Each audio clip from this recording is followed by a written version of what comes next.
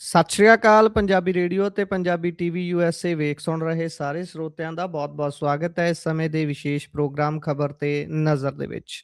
Programme ਦੇ ਵਿੱਚ ਦੇਸ਼ ਵਿਦੇਸ਼ ਦੇ ਨਾਲ ਜੁੜੀਆਂ ਹੋਈਆਂ ਅਹਿਮ ਖਬਰਾਂ ਤੇ ਪਾਈਦਾ ਚਾਨਣਾ ਤੇ ਉਹਨਾਂ ਖਬਰਾਂ ਦਾ ਵਿਸ਼ਲੇਸ਼ਣ ਕਰਨ ਦੇ ਲਈ ਸਾਡੇ ਨਾਲ ਸਾਥ ਹੁੰਦਾ ਹੈ ਸੀਨੀਅਰ ਪੱਤਰਕਾਰ ਮਿੰਟੂ ਗੁਰਸਰੀਆ ਜੀ ਦਾ। ਕਰਦੇ ਹਾਂ ਸਭ ਤੋਂ ਪਹਿਲਾਂ ਉਹਨਾਂ ਦਾ ਪ੍ਰੋਗਰਾਮ ਦੇ ਵਿੱਚ ਸਵਾਗਤ। ਬਹੁਤ-ਬਹੁਤ ਸਵਾਗਤ ਹੈ ਜੀ। ਸ਼ੁਕਰੀਆ ਸਾਰਿਆਂ ਨੂੰ, ਸਤਿ ਸ੍ਰੀ ਅਕਾਲ ਜੀ। ਸਤਿ ਸ਼੍ਰੀ ਅਕਾਲ ਜੀ। ਅੱਜ ਦੇ ਪ੍ਰੋਗਰਾਮ ਦੇ ਸਪਾਂਸਰਸ ਨੇ ਖਾਲਸਾ ਇੰਸ਼ੋਰੈਂਸ। ਲੰਬੇ ਸਮੇਂ ਤੋਂ ਇੰਸ਼ੋਰੈਂਸ ਦੇ ਖੇਤਰ 'ਚ ਸੇਵਾਵਾਂ ਨਿਭਾ ਰਹੇ ਨੇ। ਤੁਸੀਂ ਵੀ ਸੰਪਰਕ ਕਰ ਸਕਦੇ ਹੋ।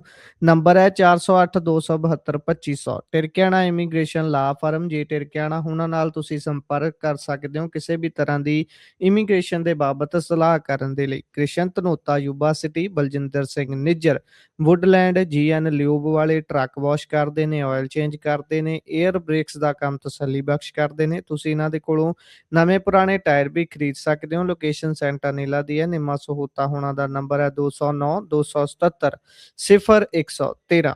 Jaswinder Singh Nagra Roseville. Avtar Singh Sangha Yuba City. Baldev Singh Kang Yuba City. ਬਹੁਤ ਬਹੁਤ ਧੰਨਵਾਦ ਹੈ ਇਹਨਾਂ ਸਾਰੇ ਸਪਾਂਸਰਸ ਦਾ।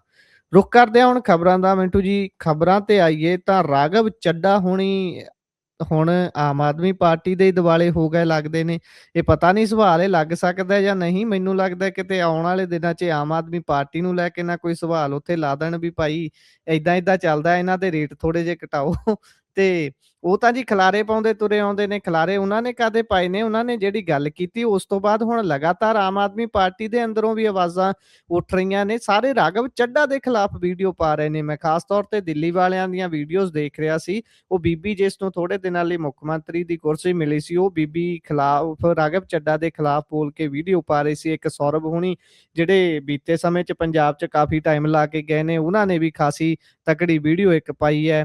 ਤੇ ਇਹ ਰਾਘਵ ਚੱਡਾ ਹੋਣ ਵਾਲੇ ਮਾਮਲੇ ਤੇ ਹੁਣ ਹੋਈ ਕੀ ਜਾਂਦਾ ਹੈ ਜੀ? ਕੀ ਬਣੂਗਾ? ਇਹ ਆਪਸ 'ਚ ਗੁੱਥਮ ਗੁੱਥਾ ਹੋਈ ਜਾਂਦੇ ਨੇ। ਮੁੱਖ ਮੰਤਰੀ ਸਾਹਿਬ ਵੀ ਕਹਿੰਦੇ ਸਮੋਸਿਆਂ ਵਾਲਾ ਕਿਹੜਾ ਮੁੱਦਾ ਹੁੰਦਾ, ਗੱਲ ਪੰਜਾਬ ਦੀ ਕਰੋ।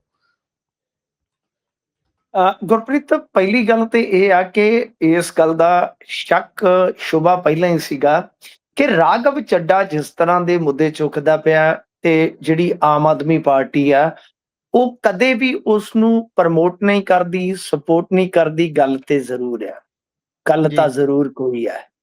ਤਾਂ ਉਹ ਗੱਲ ਕੀ ਆ? ਹੁਣ ਬਿਲਕੁਲ ਕਹਿ ਲਓ ਗੁਰਪ੍ਰੀਤ, ਸਥਿਤੀ ਸਾਫ਼ ਆ, ਸਪਸ਼ਟ ਆ। ਮੈਟਰ ਕੀ ਆ, ਮਸਲਾ ਕੀ ਆ? ਦੇਖੋ, ਅਸਲ ਕਹਾਣੀ ਇਹ ਆ ਕਿ ਰਾਘਵ ਚੱਡਾ ਪੰਜਾਬ ਸੰਭਾਲਦੇ ਰਹੇ, ਫਿਰ ਉਸ ਤੋਂ ਬਾਅਦ ਅਚਾਨਕ ਪੰਜਾਬ ਤੋਂ ਪਾਸੇ ਹੁੰਦੇ ਆ। ਜੀ ਈਵਨ ਦੈਟ ਅਰਵਿੰਦ ਕੇਜਰੀਵਾਲ ਤੇ ਵਿਪਤਾ ਪੈਂਦੀ ਆ, ਉਹ ਨਹੀਂ ਬਹੁਤਾ ਬੋਲਦੇ ਚਾਲਦੇ। ਕਿ ਸਾਰੀਆਂ ਚੀਜ਼ਾਂ ਆਪਾਂ ਦੇਖ ਲਈਆਂ ਨਾ।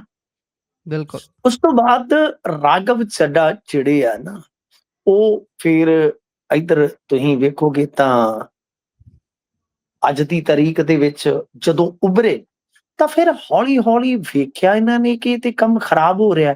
ਤਾਂ ਅੰਤ ਚ ਇੱਕ ਕਦਮ ਚੁੱਕਦੇ ਆ। ਜਦੋਂ ਇਹਨਾਂ ਨੇ ਵੇਖਿਆ ਕਿ ਰਾਘਵ ਚੱਡਾ ਨਾ ਤੇ ਸਾਡੇ ਸੂਤ ਆ ਰਿਹਾ ਤੇ ਨਾ ਉਹ ਵੱਜ ਕੇ ਬਹਿ ਰਿਹਾ, ਉਹ ਤੇ ਉਲਟਾ ਹੋਰ ਕੱਦ ਉਤਾਂਹ ਨੂੰ ਆਪਦਾ ਚੁੱਕੀ ਜਾਂਦਾ, ਕਿਉਂ ਨਾ ਹੁਣ ਕੰਮ ਚੱਕ ਦਈਏ। ਤੇ ਇਹਨਾਂ ਨੇ ਉਹਦੀ ਜਿਹੜੀ ਡਿਪਟੀ ਲੀਡਰ ਵਾਲੀ ਉਪਾਧੀ ਸੀਗੀ ਰਾਜ ਸਭਾ ਦੇ ਵਿੱਚ ਪਾਰਟੀ ਬਣੀ, ਉਹ ਖੋਹ ਲਈ। ਜੀ ਨਾਲ ਇਹ ਕਹਿ ਦਿੱਤਾ ਕਿ ਇਹਨਾਂ ਨੂੰ ਸਾਡੇ ਕੋਟੇ ਚੋਂ ਟਾਈਮ ਨਾ ਦਿੱਤਾ ਜਾਵੇ। ਯਾਨੀ ਜਿਹੜੀ ਜੀ ਦੂਸਰੀ ਗੱਲ ਸੀ, ਇਹਨੇ ਸਾਫ਼ ਕਰ ਦਿੱਤਾ ਕਿ ਇਹਨਾਂ ਦੇ ਬਹੁਤ ਤਗੜੇ ਮਤਭੇਦ ਆ। ਹੁਣ ਮਤਭੇਦ ਕਿਹਦੇ ਨਾਲ? ਇਸ ਨੂੰ ਡੀਕੋਡ ਕਰਨਾ ਹੋਵੇ, ਬਿਲਕੁਲ। ਇਸ ਨੂੰ ਡੀਕੋਡ ਕਰਨਾ ਹੋਵੇ ਤਾਂ ਗੁਰਪ੍ਰੀਤ ਤੁਸੀਂ ਵੇਖੋ ਕਿ ਅੱਜ ਜੋ ਚੇਨ ਸਿਸਟਮ ਚੱਲਿਆ ਬਿਆਨਬਾਜ਼ੀ ਦਾ, ਤਾਂ ਉਹਦੇ ਚ ਸਭ ਤੋਂ ਪਹਿਲਾਂ ਕੌਣ ਬੋਲੇ? ਟਾਂਡਾ। ਜੀ ਟਾਂਡਾ ਨੰਬਰ 1, ਸੌਰਵ ਭਾਰਦਵਾਜ ਨੰਬਰ 2, ਆਤਿਸ਼ੀ ਮਾਰਲੀਨਾ ਜੀ ਨੰਬਰ 3। ਇਹ ਕੌਣ ਨੇ? ਸਾਰੇ ਤਿੰਨੇ ਕੌਣ ਨੇ? ਅਰਵਿੰਦ ਕੇਜਰੀਵਾਲ ਦੇ ਮਾਊਥਪੀਸ। ਬਿਲਕੁਲ। ਮਾਊਥਪੀਸ ਅਰਵਿੰਦ ਕੇਜਰੀਵਾਲ ਦੇ, ਕਿਉਂਕਿ ਅਰਵਿੰਦ ਕੇਜਰੀਵਾਲ ਦਾ ਸਕਾ ਤੇ ਕੋਈ ਹੋ ਹੀ ਨਹੀਂ ਸਕਦਾ, ਕਿਉਂਕਿ ਉਹ ਹੋ ਸਕਦਾ, ਅਰਵਿੰਦ ਕੇਜਰੀਵਾਲ ਕਿਸੇ ਦੇ ਨਹੀਂ ਸਕਾ ਹੋ ਸਕਦੇ। ਇਸ ਕਰਕੇ ਫਿਰ ਉਸ ਤੋਂ ਬਾਅਦ ਅੱਛਾ, ਇਹਨਾਂ ਸਾਰਿਆਂ ਚ ਸਮਾਨਤਾ ਕੀ ਸੀਗੀ? ਸੌਰਵ ਭਾਰਦਵਾਜ ਜਾਂ ਟਾਂਡਾ, ਇਹਨਾਂ ਦੇ ਬਿਆਨ ਕੱਢ ਕੇ ਦੇਖ ਲਿਓ ਸਵੇਰ ਟਾਈਮ, ਮਾਰਨਿੰਗ ਟਾਈਮ। ਅੱਛਾ, ਜੀ ਉਹ ਹੀ ਸਿਮਿਲਰਿਟੀ ਜਿਹੜੀ ਆ ਉਹ ਤੁਹਾਨੂੰ ਇੱਥੋਂ ਤੱਕ ਕਿ ਮੁੱਖ ਮੰਤਰੀ ਜਿਹੜੇ ਮਾਨ ਸਾਹਿਬ ਹੈ ਉਹਨਾਂ ਦੇ ਬਿਆਨਾਂ ਚ ਮਿਲੂਗੀ। ਯਾਨੀ ਇਹ ਉਹ ਪੰਜਾਬੀ ਆ ਜਿਹੜੇ ਗੈਰਤਮੰਦ ਹੁੰਦੇ ਸੀ, ਪਰ ਇੱਥੇ ਤੇ ਇਉਂ ਲੱਗਦਾ ਇਹਨਾਂ ਦੇ ਹਾਲ ਵੇਖ ਕੇ ਕਿ ਗੈਰਤਬੰਦ ਪੰਜਾਬੀ ਹੋ ਗਏ ਨੇ। ਕਿ ਸ਼ਬਦ ਵੀ ਚਲੋ ਠੀਕ ਆ, ਪਾਰਟੀ ਲਾਈਨ ਟੋ ਕਰਨੀ ਪੈਂਦੀ ਆ, ਬੌਸ ਦਾ ਹੁਕਮ ਵਜਾਉਣਾ ਪੈਂਦਾ, ਤੁਹਾਡੇ ਸ਼ਬਦ ਤੇ ਆਪਣੇ ਹੋ ਸਕਦੇ ਨੇ ਨਾ। ਬਿਲਕੁਲ। ਤਾਂ ਸ਼ਬਦ ਕੀ ਸਮੋਸਿਆਂ ਵਾਲਾ। ਅੱਛਾ, ਹੁਣ ਮੈਂ ਇਸ ਗੱਲ ਤੇ ਇਹ ਤੇ ਸਾਫ਼ ਹੋ ਗਿਆ ਨਾ ਹੁਣ ਤੁਹਾਨੂੰ ਕਿ ਮਤਭੇਦ ਕਿਹਦੇ ਨਾਲ ਸੀ? ਅਰਵਿੰਦ ਕੇਜਰੀਵਾਲ ਨਾਲ। ਕਿਉਂ ਹੋਏ ਮਤਭੇਦ? ਮਤਭੇਦ ਕਿਉਂ ਹੋਏ? ਪੰਜਾਬ ਦੇ ਵਿੱਚ ਪਾਵਰ ਜਦੋਂ ਰਾਘਵ ਚੱਡਾ ਦੇ ਕੋਲ ਆਈ, ਰਾਘਵ ਚੱਡਾ ਦੀ ਮਤਲਬ ਕਿ ਚੜ ਮੱਚੀ, ਰਾਘਵ ਚੱਡਾ ਸੁਪਰ ਸੀਐਮ ਦੇ ਤੌਰ ਤੇ ਵਿਚਰਨ ਲੱਗਾ। ਰਾਘਵ ਚੱਡਾ ਬਾਰੇ ਚਰਚਾਵਾਂ ਚਲੀਆਂ ਕਿ ਜ਼ੈਡ ਸਿਕਿਉਰਿਟੀ ਚ ਘੁੰਮਦਾ ਹੈ, ਇਹਨੇ ਅਥਾਹ ਪੈਸਾ ਖਰਚ ਕੀਤਾ ਤੇ ਉਦੋਂ ਤਰ੍ਹਾਂ ਤਰ੍ਹਾਂ ਦੀਆਂ ਚਰਚਾਵਾਂ ਸੀ ਕਿ ਮਲਾਈ ਪੂਰੀ ਬਟੋਰੀ ਜਾ ਰਹੀ ਹੈ। ਕਿ ਮਲਾਈ ਦੀ ਲੜਾਈ? ਸਵਾਲ।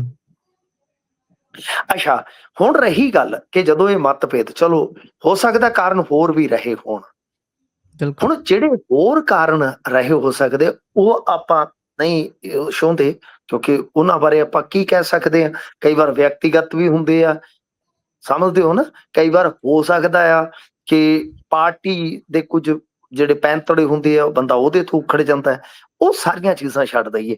ਹੁਣ ਆ ਜਾਓ ਕਿ ਇਹ ਜਿਹੜੀਆਂ ਗੱਲਾਂ ਕਰਦੇ ਨੇ, ਖਾਸ ਤੌਰ ਤੇ ਮਾਨ ਸਾਹਿਬ ਨੇ ਕਿਹਾ ਜਾਂ ਸੰਜੇ ਸਿੰਘ ਨੇ ਕਿਹਾ ਜਾਂ ਹੋਰਾਂ ਨੇ ਕਿ ਪੰਜਾਬ ਦੇ ਮੁੱਦੇ ਨਹੀਂ ਸੀ ਚੁੱਕਦੇ, ਇਹ ਸਮੋਸੇ। ਅੱਛਾ, ਇੱਕੋ ਵਾਰ-ਵਾਰ ਸ਼ਬਦ ਇਹਨਾਂ ਨੇ ਇਸਤੇਮਾਲ ਕੀਤਾ, ਸਮੋਸਿਆਂ ਲਈ ਬੋਲ ਰਹੇ ਸਨ। ਤਾਂ ਮੇਰੀ ਗੱਲ ਸੁਣਿਓ ਹੁਣ ਗੌਰ ਦੇ ਨਾਲ ਇਸ ਚੀਜ਼ ਨੂੰ। ਮੈਂ ਅੱਗੇ ਦੁਪਹਿਰੇ ਵੀ ਬੋਲਿਆ ਸੀ ਕਿ ਭਾਈ ਸਮੋਸਿਆਂ ਦਾ ਮਸਲਾ ਕੀ ਸੀਗਾ?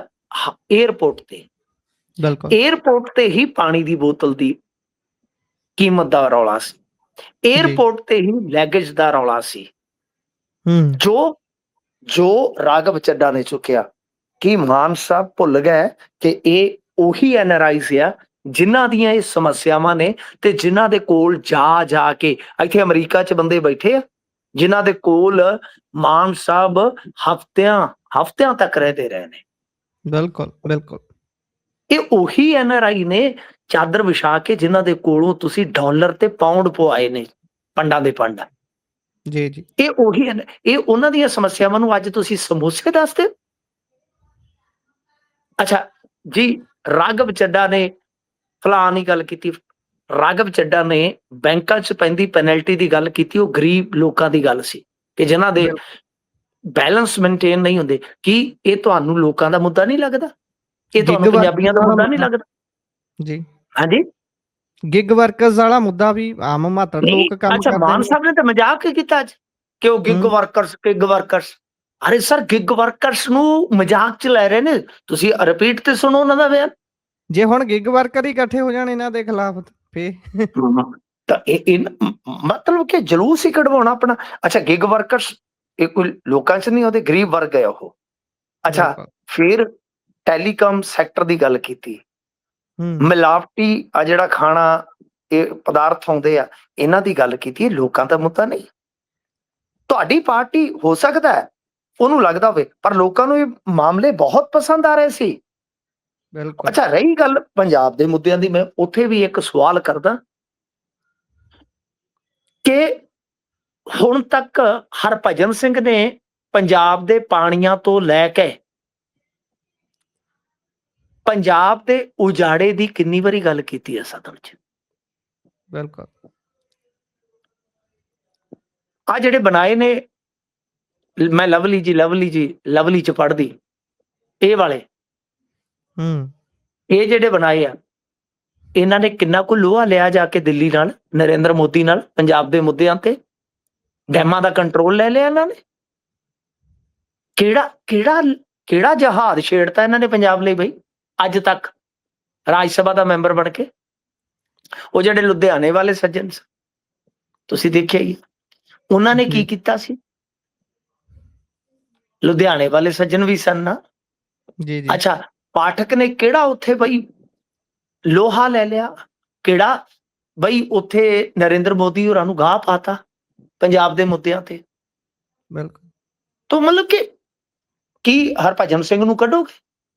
ਹਰਭਜਨ ਸਿੰਘ ਤੇ ਤਾਂ ਆਪਾਂ ਵਾਰ-ਵਾਰ ਬੋਲਦੇ ਚੰਗੇ ਨਹੀਂ ਲੱਗਦੇ ਕਿ ਪੀਸੀਏ 'ਚ ਕਿਸ ਤਰ੍ਹਾਂ ਦੇ ਦੋਸ਼ ਲੱਗੇ, ਉਲਟਾ। ਤੋ ਖੈਰ ਇਹਨਾਂ ਦਾ ਆਪਣਾ ਮੈਟਰ ਆ, ਅਸੀਂ ਚਲੋ ਇਹ ਚੀਜ਼ ਇਹਨਾਂ ਤੇ ਛੱਡ ਦਿੰਦੇ ਆ, ਇਹਨਾਂ ਨੇ ਕਿਸ ਤਰ੍ਹਾਂ ਹੈਂਡਲ ਕਰਨਾ ਹੈ ਕਿਸੇ ਨੂੰ। ਪਰ ਆਹ ਗੱਲਾਂ ਦੇ ਜਿਹੜੇ ਫਰੇਬ ਕਰਦੇ ਨੇ ਕਿ ਜੀ ਪੰਜਾਬ ਦੀ ਗੱਲ ਨਹੀਂ ਕੀਤੀ, ਪੰਜਾਬ ਦੀ ਗੱਲ ਤੇ ਤੁਹਾਡੇ ਕਈ ਮੈਂਬਰ ਪਾਰਲੀਮੈਂਟ ਹੈ ਇਹਨਾਂ ਦਾ ਤੁਸੀਂ ਵੇਖੋਗੇ ਤੇ ਬਈ ਮੈਨੂੰ ਲੱਗਦਾ ਕਿ ਨਰਿੰਦਰ ਮੋਦੀ ਦਾ ਸਾਹਮਣਾ ਕਰਦੇ, ਅਮਿਤ ਸ਼ਾਹ ਦਾ ਸਾਹਮਣਾ ਕਰਦੇ, ਮੱਥੇ ਦਾ ਪਸੀਨਾ ਛੁੱਟ ਜਾਣਾ, ਬੋਲਣ ਬਿਲਕੁਲ, ਤੇ ਬਿਲਕੁਲ। ਗੱਲ ਦੂਰ ਦੀ ਆ। ਖੈਰ ਇਹ ਆ ਕਿ ਰਾਘਵ ਚੱਡਾ ਦੇ ਨਾਲ ਇਹਨਾਂ ਦੇ ਮਤਭੇਦ ਸਨ, ਮਾਮਲਾ ਖੁਦਾ ਜਾਣੇ ਕੀ ਸੀ, ਪਰ ਰਾਘਵ ਚੱਡਾ ਨੇ ਅੱਜ ਜਵਾਬ ਦਿੱਤਾ ਹੈ, ਆਪਣੀ ਵੀਡੀਓ ਪਾਈ ਹੈ ਤੇ ਆਉਣ ਵਾਲੇ ਦਿਨਾਂ ਦੇ ਵਿੱਚ ਉਹਨੇ ਖਲਾਰਾ ਪਾਉਣ ਦੀ ਚੇਤਾਵਨੀ ਵੀ ਦਿੱਤੀ ਆ ਕਿ ਮੈਂ ਸਮੁੰਦਰ ਆ, ਇਹ ਨਾ ਸਮਝੋ ਮੈਂ ਖਾਮੋਸ਼ ਆ, ਮੈਂ ਲੌਟ ਕੇ ਆ ਸਕਦਾ। ਉਹਦੇ ਕਹਿਣ ਦਾ ਮਤਲਬ ਪਤਾ ਕੀ ਹੁੰਦਾ ਹੈ? ਇਸ ਗੱਲ ਨੂੰ ਇੱਕ ਕਹਾਵਤ ਦੇ ਤੌਰ ਤੇ ਵਰਤਿਆ ਜਾਂਦਾ ਕਿ ਜੇ ਸਮੁੰਦਰ ਸ਼ਾਂਤ ਆ ਤੇ ਉਹਦੇ ਕਿਨਾਰੇ ਤੇ ਘਰ ਬਣਾਉਣ ਨਹੀਂ ਡਹਿ ਪਈਦਾ ਹੁੰਦਾ, ਕੀ ਪਤਾ ਕਦੋਂ ਚੜ ਕੇ ਆ ਜਾਵੇ, ਵਹਾ ਕੇ ਲੈ ਜਾਵੇ। ਜੀ, ਬਿਲਕੁਲ। ਉਧਰ ਟਰਾਈਡੈਂਟ ਵਾਲੇ ਜਨਾਬ ਹੋਣੀ ਵਿਨੇ ਦੇ ਉਹ ਗਏ ਨੇ ਜੀ ਉਧਰ ਕਿ ਨਹੀਂ? ਰਾਜ ਸਭਾ 'ਚ ਜੀ। ਨਹੀਂ, ਉਹ ਤੇ ਇਲਾਜ ਕਰਵਾ ਰਹੇ ਆ। ਆਹੋ, ਤੁਸੀਂ ਵੇਖ ਲਿਓ ਕਿੰਨਾ ਕੁ ਪੰਜਾਬ ਦੇ ਲਈ ਉਹ ਸਰ ਕਾਰੋਬਾਰੀ ਉਹੀ ਮੈਂ ਆਦਮੀ ਕੀ ਬੋਲਣਗੇ। ਜਦੋਂ ਤੁਸੀਂ ਜ਼ਿਕਰ ਕਰ ਰਹੇ ਸੀ ਮੈਂ ਉਹਨਾਂ ਬਾਰੇ ਹੀ ਸੋਚ ਰਿਹਾ ਸੀ ਵੀ ਉਹ ਵੀ ਨਹੀਂ, ਜਨਾਬ ਹੈਗੇ ਨੇ, ਉਹ ਲੋਹਾ ਉਹ ਤੇ ਲੈਣਗੇ। ਨਵੇਂ ਇਲੈਕਟਡ ਨੇ ਨਾ, ਉਹ ਤਾਂ ਨਵੇਂ ਨੇ ਜੀ, ਹਾਲੇ। ਤੇ ਬਿਲਕੁਲ। ਉਹ ਤੁਸੀਂ ਵੇਖ ਲਿਓ ਕਿੰਨਾ ਕੁ ਬੋਲਣਗੇ। ਜੀ, ਇਹਨਾਂ ਦੀ ਜੀ। ਕੀ ਮਜ਼ਾਲ ਹੈ ਕਾਰੋਬਾਰੀਆਂ ਦੀ ਕਿ ਅਮਿਤ ਸ਼ਾਹ ਦੀ ਅੱਖ 'ਚ ਅੱਖ ਪਾ ਜਾਣਗੇ। ਤੁਸੀਂ ਹਰਭਜਨ ਸਿੰਘ ਨੂੰ ਲੈ ਲਓ, ਤੁਸੀਂ ਮੈਨੂੰ ਦੱਸ ਦਿਓ ਕੋਈ ਸਿੰਗਲ ਭਾਸ਼ਣ ਜਿਹੜਾ ਪੰਜਾਬ ਦੇ ਹੱਕ ਲਈ ਕੀਤਾ ਗਿਆ ਹੋਵੇ। ਬਿਲਕੁਲ, ਔਰ ਬਿਲਕੁਲ। ਇਸ ਵੇਲੇ ਮਾਲਵਿੰਦਰ ਸਿੰਘ ਕੰਗ ਜਿਹੜੇ ਬੋਲਦੇ ਆ, ਹੁਣ ਸੈਕਿੰਡ ਉਹਨਾਂ ਤੇ ਨਿਸ਼ਾਨਾ ਰੱਖਣਗੇ, ਤੁਸੀਂ ਦੇਖ ਲਿਓ।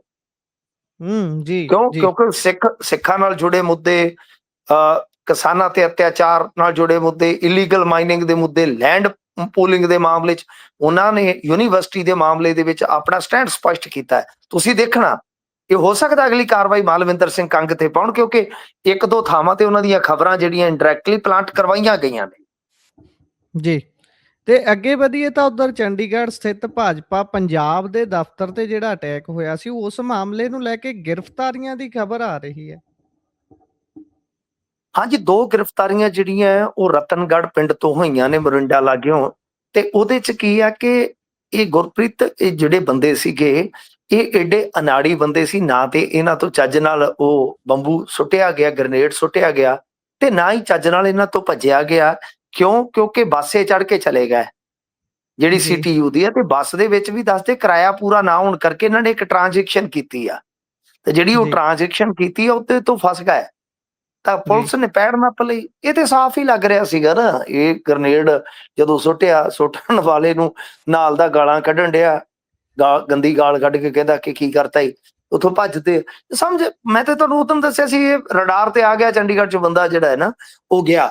ਹਾਲਾਂਕਿ ਸਵਾਲ ਇਹ ਉੱਠਦਾ ਹੈ ਕਿ ਚੰਡੀਗੜ੍ਹ ਪੁਲਿਸ ਬਾਰੇ ਇੱਕ ਗੱਲ ਮਸ਼ਹੂਰ ਸੀ, ਕਿਉਂਕਿ ਅਸੀਂ ਬਹੁਤ ਲੰਮੇ ਸਮੇਂ ਤੋਂ ਉੱਥੇ ਜਾਂਦੇ ਆ, ਰਹਿੰਦੇ ਵੀ ਰਹੇ ਆ ਦੂਸਰੇ ਲੋਕਾਂ ਵਾਂਗ, ਕਿ ਚੰਡੀਗੜ੍ਹ 'ਚ ਤੁਸੀਂ ਕ੍ਰਾਈਮ ਤੇ ਕਰ ਸਕਦੇ ਹੋ ਪਰ ਬਚ ਕੇ ਬਾਹਰ ਨਹੀਂ ਨਿਕਲ ਸਕਦੇ। ਪੀਸੀਆਰ ਪਹੁੰਚਣ ਦਾ ਉੱਥੇ ਟਾਈਮ ਐਵਰੇਜ ਜਿਹੜਾ ਹੁੰਦਾ ਸੀਗਾ ਨਾ ਪੁਰਾਣੇ ਸਮੇਂ 'ਚ, ਉਹ 2 ਤੋਂ 4 ਮਿੰਟ ਦੇ ਦਰਮਿਆਨ ਦਾ ਹੁੰਦਾ ਸੀਗਾ, ਹੱਦ 5 ਮਿੰਟ।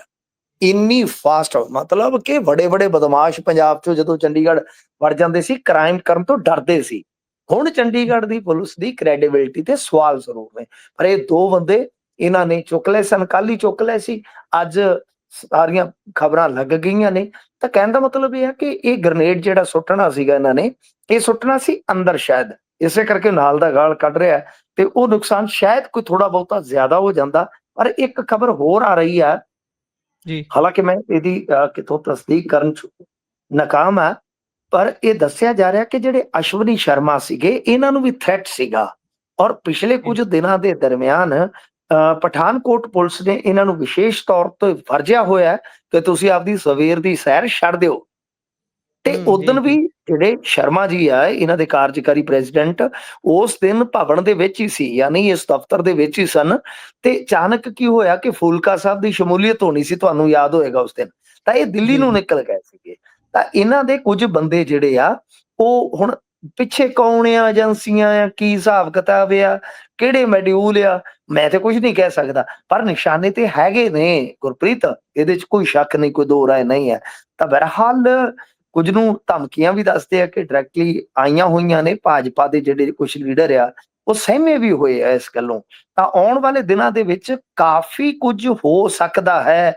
ਤਾਂ ਸਾਡੀਆਂ ਜਿਹੜੀਆਂ ਏਜੰਸੀਆਂ ਉਹ ਅਲਰਟ ਰਹਿਣ। ਕਿਉਂਕਿ ਇਹ ਤੇ ਪਿਆਦੇ ਨੇ ਨਾ, ਜਿਹੜੇ ਬੰਦੇ ਏਦਾਂ ਗ੍ਰਨੇਡ ਸੁੱਟਣ ਵਾਲੇ ਆ ਜਾਂ ਕੁਝ ਵੀ ਆ, ਤਾਂ ਇਹਨਾਂ ਦੀ ਰਿਪਲੇਸਮੈਂਟ ਬਹੁਤ ਜ਼ਿਆਦਾ ਹੁੰਦੀ ਆ ਪੰਜਾਬ ਦੇ ਵਿੱਚ ਤੇ ਵਾਧੂ ਆ। ਜੀ, ਯਾਨੀ 2 ਤੁਸੀਂ ਫੜ ਲਏ ਤਾਂ ਹੋ ਸਕਦਾ ਕਿ 200 ਆਉਣ ਵਾਲੇ ਦਿਨਾਂ ਦੇ ਵਿੱਚ ਤਿਆਰ ਹੋ ਜਾਵੇ। ਸੋ ਇਸ ਵਾਸਤੇ ਇਹਨਾਂ ਚੀਜ਼ਾਂ ਤੇ ਧਿਆਨ ਦੇਣ ਦੀ ਲੋੜ ਹੈ। ਬਿਲਕੁਲ। ਤੇ ਉਧਰ ਪੇਟ ਪੂਜਾ ਵਾਲੇ ਸਕੈਮ ਦੀ ਆਪਾਂ ਬੀਤੇ ਦਿਨਾਂ ਤੋਂ ਗੱਲ ਕਰ ਰਹੇ ਹਾਂ, ਤੇ ਜਲੰਧਰ 'ਚ ਵੀ ਦੱਬ ਕੇ ਹੋਇਆ ਕਹਿੰਦੇ ਇਹ ਵਾਲਾ ਸਕੈਮ। ਬਿਲਕੁਲ, ਇਹ ਤੇ ਦੂਜਾ ਨੰਬਰ ਆ ਮੇਰੇ ਖਿਆਲ ਦੇ ਨਾਲ। ਜੇ ਪੰਜਾਬ ਦੀ ਗੱਲ ਕਰੀਏ, ਪੰਜਾਬ 'ਚ ਜਿਹੜਾ ਸਕੈਮ ਹੋਇਆ, ਜਿਵੇਂ ਤੁਸੀਂ ਦੇਖਿਆ ਹੋਣਾ, ਚੀਮਾ ਸਾਹਿਬ ਨੇ ਤੇ ਇੱਕ ਅੰਕੜਾ ਵੀ ਪੇਸ਼ ਕੀਤਾ ਸੀਗਾ ਕਿ 200 ਕਰੋੜ ਤੋਂ ਸ਼ਾਇਦ 500 ਕਰੋੜ ਤੱਕ ਦਾ ਏਦਾਂ ਨੁਕਸਾਨ ਹੋਇਆ। ਤਾਂ ਉਹਦੇ 'ਚ ਜਲੰਧਰ ਦਾ ਵੀ ਆ ਗਿਆ ਮਾਮਲਾ ਕਿ ਸ਼ਹਿਰ ਦੇ ਜਿਹੜੇ ਢਾਬੇ ਜਾਂ ਰੈਸਤਰਾਂ ਹੈਗੇ ਆ, ਉਹਨਾਂ ਦੇ ਵਿੱਚ ਲਗਭਗ ਪੌਣੇ 7 ਕਰੋੜ ਦੀ ਟੈਕਸ ਚੋਰੀ ਹੋਈ ਆ। ਜੀ, ਬਿਲਿੰਗ ਮਸ਼ੀਨ ਦੇ ਨਾਲ ਗੜਬੜੀ ਦੇ ਚੱਲਦੇ ਆ। ਤਾਂ ਦੱਸਦੇ ਆ ਵੈਸੇ ਇਹ ਦੂਜਾ ਨੰਬਰ ਆ, ਕਿਉਂਕਿ ਮੋਹਾਲੀ ਪਹਿਲਾ ਨੰਬਰ ਆ। ਉਹਨਾਂ ਨੇ ਉੱਥੇ 8 ਕਰੋੜ ਤੇ 16 ਲੱਖ ਦੀ ਟੈਕਸ ਚੋਰੀ ਕੀਤੀ ਹੈ ਤੇ ਇਹਨਾਂ ਨੇ ਪੌਣੇ 7 ਕਰੋੜ ਦੇ। ਜਲੰਧਰੀਏ ਥੋੜਾ ਜਿਹਾ ਪਿੱਛੇ ਰਹਿ ਗਏ, ਥੋੜਾ ਜਿਹਾ ਹੋਰ ਜ਼ੋਰ ਲਾ ਦਿੰਦੇ ਗੁਰਪ੍ਰੀਤ, ਤੇ ਕੰਮ ਬਣ ਗਿਆ ਜੀ, ਸੀ, ਪਹਿਲੇ ਨੰਬਰ ਤੇ ਆ ਸਕਦੇ ਸੀ। ਤਾਂ ਇਹ ਆ ਕਮਾਲ ਕਿ ਕਾ ਬਿਲਿੰਗ ਮਾਮਲਾ ਹੈ। ਮਸ਼ੀਨ, ਹਾਂਜੀ, ਬੱਲੇ ਬੱਲੇ ਹੋ ਜਾਣੀ ਸੀ। ਬਿਲਿੰਗ ਮਸ਼ੀਨ ਤੋਂ ਕੀ ਕਰਦੇ ਸੀ ਕਿ ਬਿੱਲ ਨੂੰ ਸਿਸਟਮ ਤੋਂ ਡਿਲੀਟ ਕਰ ਦਿੱਤਾ ਜਾਂਦਾ ਸੀਗਾ ਤੇ ਡਿਜੀਟਲ ਪੇਮੈਂਟ ਦੇ ਲਈ ਨਿੱਜੀ ਸੇਵਿੰਗ ਅਕਾਊਂਟ ਦਾ ਜਿਹੜਾ ਉਹ ਇਸਤੇਮਾਲ ਕੀਤਾ ਜਾਂਦਾ ਸੀ, ਤਾਂ ਕਿ ਟੈਕਸ ਚੋਰੀ ਪਕੜ ਦੇ ਵਿੱਚ ਨਾ ਆਵੇ। ਇਹ ਲੋਕ ਟੈਕਸ ਚੋਰੀ ਦੇ ਲਈ ਬਿਲਿੰਗ ਸੌਫਟਵੇਅਰ ਦਾ ਦੁਰਪ੍ਰਯੋਗ ਕਰਦੇ ਸਨ, ਵਰਤੋਂ ਕਰਦੇ ਸਨ। ਸਟੇਟ ਜੀਐਸਟੀ ਮਹਿਕਮੇ ਦੇ ਟੈਕਸ ਇੰਟੈਲੀਜੈਂਸ ਯੂਨਿਟ ਨੇ ਡਾਟਾ ਐਨਾਲਿਟਿਕਸ ਦੇ ਜ਼ਰੀਏ ਇਸ ਡਿਜੀਟਲ ਹੇਰ-ਫੇਰ ਨੂੰ ਫੜਿਆ ਹੈ। ਤਾਂ ਗੱਲ ਇਹ ਆ ਕਿ ਸਾਫ਼ ਹੈ, ਸਪਸ਼ਟ ਹੈ ਕਿ ਜਿਹੜਾ ਇਹ ਸਾਰਾ ਕੁਝ ਚੱਲਦਾ ਪਿਆ ਸੀਗਾ ਉਹ ਇਸੇ ਤਰ੍ਹਾਂ ਹੀ ਚੱਲਦਾ ਪਿਆ ਸੀਗਾ। ਤਾਂ ਇਹ ਪੂਰੇ ਇੰਡੀਆ ਦੇ ਵਿੱਚ ਲਗਭਗ 70,000 ਕਰੋੜ ਦਾ ਦੱਸਦੇ ਆ ਕਿ ਮਾਮਲਾ ਹੈ। ਕਿਉਂਕਿ ਜਿਹੜਾ ਪੇਮੈਂਟ ਕਾਊਂਟਰ ਸੀ ਉਹਦੇ ਉੱਤੇ ਜਿਹੜੀ ਬਿਲਿੰਗ ਮਸ਼ੀਨ ਦੇ ਲਈ ਗਾਹਕ ਨੂੰ ਰੱਖੀ ਜਾਂਦੀ ਸੀ, ਜਿਹਨੂੰ ਆਪਾਂ ਪੁਆਇੰਟ ਆਫ ਸੇਲ ਕਹਿ ਦਿੰਦੇ ਆ, POS, ਕਿ ਉਹ ਟੈਕਸ ਚੋਰ ਜਿਹੜੇ ਸੀ ਮਸ਼ੀਨ ਨੂੰ ਟ੍ਰੇਨਿੰਗ ਮੋਡ ਤੇ ਸੈੱਟ ਕਰ ਲੈਂਦੇ ਸੀਗੇ ਤੇ ਇਹਦੇ ਵਿੱਚ ਡੰਮੀ ਬਿੱਲ ਜਿਹੜੇ ਉਹ ਪ੍ਰਿੰਟ ਕਰ ਦਿੱਤੇ ਜਾਂਦੇ ਸੀ। ਗਾਹਕ ਨੂੰ ਲੱਗਦਾ ਸੀਗਾ ਕਿ ਪੱਕਾ ਬਿੱਲ ਆ, ਲੇਕਿਨ ਸਿਸਟਮ ਦੇ ਵਿੱਚ ਇਹ ਅਸਲੀ ਸੈੱਲ ਦੇ ਤੌਰ ਤੇ ਦਰਜ ਹੀ ਨਹੀਂ ਸੀ ਹੁੰਦਾ। ਠੀਕ ਹੈ ਨਾ ਜੀ। ਤਾਂ ਬਿੱਲ ਜਿਹੜਾ ਸੀਗਾ ਉਹ ਫਿਰ ਚੋਰੀ ਦਾ ਇਹ ਤਰੀਕਾ ਆਮ ਸੀ। ਜੋ ਗਾਹਕ ਖਾਣਾ ਖਾ ਕੇ ਨਗਦ ਭੁਗਤਾਨ ਕਰਦਾ ਤੇ ਪੱਕਾ ਬਿੱਲ ਲੈ ਕੇ ਚਲਾ ਜਾਂਦਾ। ਇਸ ਤੋਂ ਬਾਅਦ ਕਾਊਂਟਰ ਤੇ ਬੈਠਾ ਵਿਅਕਤੀ ਬਿਲਿੰਗ ਮਸ਼ੀਨ ਦੇ ਵਿੱਚ ਐਡਮਿਨ ਪਾਸਵਰਡ ਪਾ ਕੇ ਉਸ ਬਿੱਲ ਦੀ ਐਂਟਰੀ ਨੂੰ ਆਪਣੇ ਸਿਸਟਮ ਤੋਂ ਕੈਂਸਲ ਜਾਂ ਡਿਲੀਟ ਕਰ ਦਿੰਦਾ ਸੀਗਾ। ਤੁਸੀਂ ਵੇਖ ਲਓ ਕਿ ਉਹ ਵੀ ਬਿੱਲ ਗਾਹ ਨਹੀਂ ਸੀ ਜਾਣ ਦਿੰਦੇ। ਤੋ ਇਹ ਸਿਸਟਮ ਸੀ, ਬਹੁਤ ਤਗੜਾ ਡਾਟਾਬੇਸ ਸੀਗਾ। ਕਹਾਣੀ ਜਿਹੜੀ ਆ ਉਹ ਕਈ ਹਜ਼ਾਰ ਕਰੋੜ ਤੱਕ ਗਈ ਹੈ ਤੇ ਜਲੰਧਰੀਆਂ ਨੇ ਵੀ ਇਹਦੇ ਵਿੱਚ ਭਰਪੂਰ ਯੋਗਦਾਨ ਪਾ ਦਿੱਤਾ ਹੈ ਜੀ। ਅਗਲੀ ਖਬਰ ਵੱਲ ਵਧੀਏ ਤਾਂ ਚੰਦੇ ਨੂੰ ਲੈ ਕੇ ਪੰਜਾਬ ਦਾ ਹੈਰਾਨੀਕੁੰਨ ਅੰਕੜਾ ਸਾਹਮਣੇ ਆਇਆ ਜੀ। ਕੀ ਕਹਿੰਦਾ ਹੈ ਅੰਕੜਾ?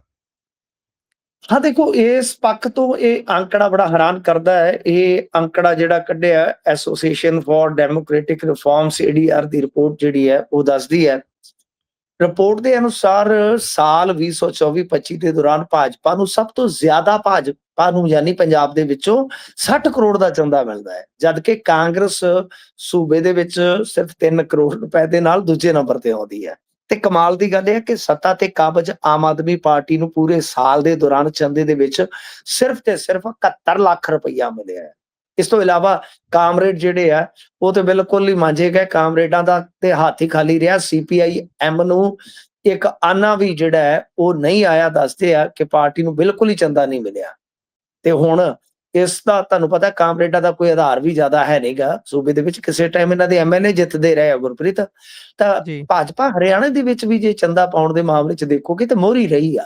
ਉੱਥੇ ਪਾਰਟੀ ਨੇ 104 ਕਰੋੜ ਰੁਪਏ ਦਾ ਚੰਦਾ ਹਾਸਲ ਕੀਤਾ, ਜਦੋਂ ਕਿ ਕਾਂਗਰਸ ਨੂੰ ਮਹਿਜ਼ 23 ਕਰੋੜ ਰੁਪਏ ਮਿਲੇ। ਹਾਲਾਂਕਿ ਹਰਿਆਣਾ ਦੇ ਵਿੱਚ ਸੱਤਾ ਤੋਂ ਦੂਰ ਆਮ ਆਦਮੀ ਪਾਰਟੀ ਦੀ ਚੰਦਾ ਪਾਉਣ ਦੇ ਮਾਮਲੇ 'ਚ ਚਾਂਦੀ ਰਹੀ ਆ, ਕਿਉਂਕਿ ਪਾਰਟੀ ਨੂੰ ਪੰਜਾਬ ਤੋਂ 5 ਕਰੋੜ ਰੁਪਈਆ ਜਿਹੜਾ ਹੈ ਉਹ ਜ਼ਿਆਦਾ ਚੰਦਾ ਮਿਲਿਆ। ਜੰਮੂ ਐਂਡ ਕਸ਼ਮੀਰ ਦੇ ਵਿੱਚ ਵੀ ਭਾਜਪਾ ਅੱਗੇ ਆ, ਪਾਰਟੀ ਨੂੰ 4 ਕਰੋੜ ਚੰਦਾ ਮਿਲਿਆ।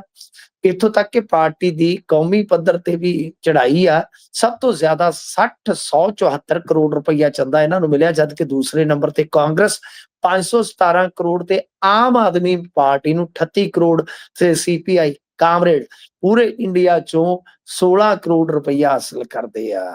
ਤਾਂ ਗੱਲ ਇਹ ਆ ਕਿ ਬਈ ਪੰਜਾਬ ਦੇ ਵਿੱਚ ਜੇ ਤੁਸੀਂ ਵੇਖੋਗੇ ਚੰਦਾ ਦੇਣ ਵਾਲਿਆਂ 'ਚ ਪਹਿਲੇ ਨੰਬਰ ਤੇ ਅਹ, ਅਹ, ਦਿੱਲੀ ਹੈ, ਜਿੱਥੇ ਕਾਰਪੋਰੇਟ ਜਾਂ ਘਰਾਣੇ ਆ ਜਿਹੜੇ ਉਹ ਬਹੁਤ ਜ਼ਿਆਦਾ ਚੰਦਾ ਦਿੰਦੇ ਆ। ਜੇ ਪੰਜਾਬ ਤੋਂ ਅੱਗੇ ਦੇਖਣਾ ਹੋਵੇ, ਖਾਸ ਤੌਰ ਤੇ ਰਾਜਾਂ ਦਾ ਮਾਮਲਾ, ਜੇ ਦਿੱਲੀ ਬਹੁਤ ਜ਼ਿਆਦਾ ਉੱਥੇ ਵੀ ਦਿੰਦੇ ਆ। ਪਰ ਪੰਜਾਬ ਦੀ ਕਹਾਣੀ ਹੈ ਨਾ, ਜਿਹੜਾ ਚੰਦਾ ਭਾਜਪਾ ਨੂੰ ਇੱਥੇ ਯਾਨੀ ਨੰਬਰ 1 ਤੇ ਪਹੁੰਚਾਉਂਦਾ ਹੈ, ਤਾਂ ਉਹ ਇਹ ਆ ਕਿ ਕਿਉਂਕਿ ਬਹੁਤ ਸਾਰੇ ਬਿਜ਼ਨਸ ਜਿਹੜੇ ਆ ਜਾਂ ਬਿਜ਼ਨਸਮੈਨ ਆ, ਉਹਨਾਂ ਦੇ ਹਿੱਤ ਕੇਂਦਰ ਸਰਕਾਰ ਦੇ ਨਾਲ ਜੁੜਦੇ ਆ ਗੁਰਪ੍ਰੀਤ। ਤਾਂ ਕਰਕੇ ਤੇ ਚੰਦਾ ਬੰਦਾ ਜਿਹੜਾ ਹੈ ਨਾ, ਉਹ ਇਹਨਾਂ ਨੂੰ ਚੰਗਾ ਮਿਲ ਰਿਹਾ। ਤੇ ਕਾਫੀ ਕਹਿ ਲਓ ਕਿ ਹੈਰਾਨੀਜਨਕ ਗੱਲ ਆ ਕਿ ਕੇਂਦਰ ਦੇ ਵਿੱਚ ਸਰਕਾਰ ਹੋਣ ਦਾ ਸੁੱਖ ਬਹੁਤ ਆ। ਚਾਹੇ ਪੰਜਾਬ ਦੇ ਵਿੱਚ ਏਡਾ ਵੱਡਾ ਆਧਾਰ ਨਹੀਂ ਹੈਗਾ, ਓਡਾ ਵੱਡਾ ਆਧਾਰ ਨਹੀਂ ਹੈਗਾ ਇਹਨਾਂ ਦਾ, ਪਰ ਫੇਰ ਵੀ ਚੰਦੇ ਵਾਲਾ ਕੰਮ ਜਿਹੜਾ ਹੈ ਬਖੂਬ ਚੱਲ ਰਿਹਾ ਹੈ।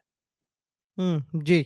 ਤੇ ਉਧਰ ਟਰੱਕ ਡਰਾਈਵਰ ਦੀ ਖੁਦਕੁਸ਼ੀ ਮਾਮਲੇ ਦੇ ਵਿੱਚ ਵਿਧਾਇਕ ਨੇ ਸਫਾਈ ਦਿੱਤੀ ਹੈ।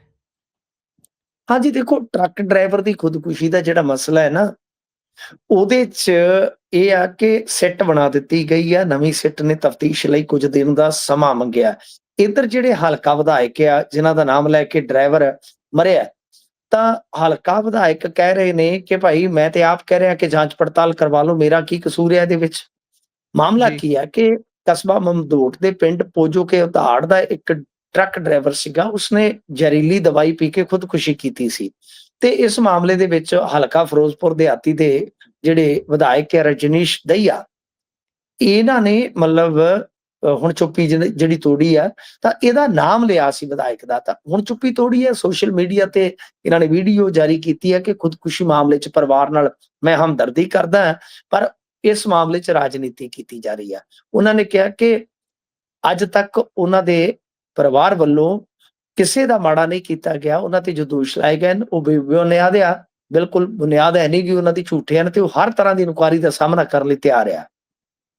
ਤੇ ਉਧਰ ਦੂਜੇ ਪਾਸੇ ਜੇ ਤੁਸੀਂ ਦੇਖੋਗੇ, ਪੀੜਤ ਪਰਿਵਾਰ ਵੱਲੋਂ ਵੱਖ-ਵੱਖ ਜਥੇਬੰਦੀਆਂ ਨੂੰ ਲੈ ਕੇ ਹਲਕਾ ਫਿਰੋਜ਼ਪੁਰ ਦਿਹਾਤੀ ਦੇ ਵਿਧਾਇਕ ਖਿਲਾਫ ਕਾਰਵਾਈ ਕਰਵਾਉਣ ਲਈ ਐਸਐਸਪੀ ਦਫ਼ਤਰ ਦੇ ਗੇਟ ਮੂਹਰੇ ਧਰਨਾ ਲਾਇਆ ਗਿਆ ਸੀ, ਜਿਹੜਾ ਕੱਲ ਦੂਜੇ ਦਿਨ ਵੀ ਜਾਰੀ ਰਿਹਾ। ਤਾਂ ਕੱਲ ਕਾਫੀ ਮੀਂਹ ਵੀ ਪਿਆ ਇਸ ਇਲਾਕੇ ਦੇ ਵਿੱਚ, ਤਦ ਵੀ ਇਹ ਜਿਹੜਾ ਮਾਮਲਾ ਸੀ ਉਹ ਇਸੇ ਤਰ੍ਹਾਂ ਹੀ ਉਲਝਿਆ ਰਿਹਾ।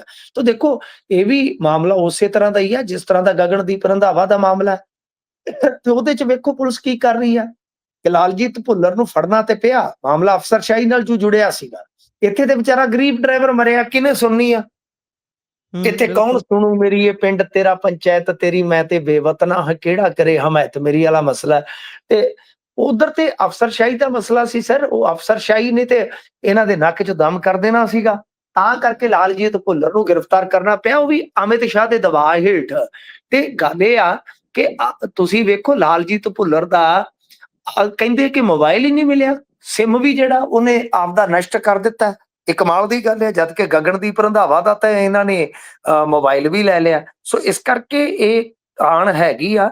ਠੀਕ ਆ ਕਿ ਆਪਾਂ ਇਹ ਨਹੀਂ ਕਹਿ ਸਕਦੇ ਕਿ ਬਹੁਤ ਸਾਰੇ ਲੋਕ ਆ ਜਿਹੜੇ ਲੀਡਰਾਂ ਦਾ ਨਾਮ ਲੈ ਕੇ ਖੁਦਕੁਸ਼ੀ ਕਰ ਜਾਂਦੇ ਆ, ਹਰੇਕ ਦੇ ਮਾਮਲੇ 'ਚ ਨਹੀਂ ਹੋਣਾ ਚਾਹੀਦਾ।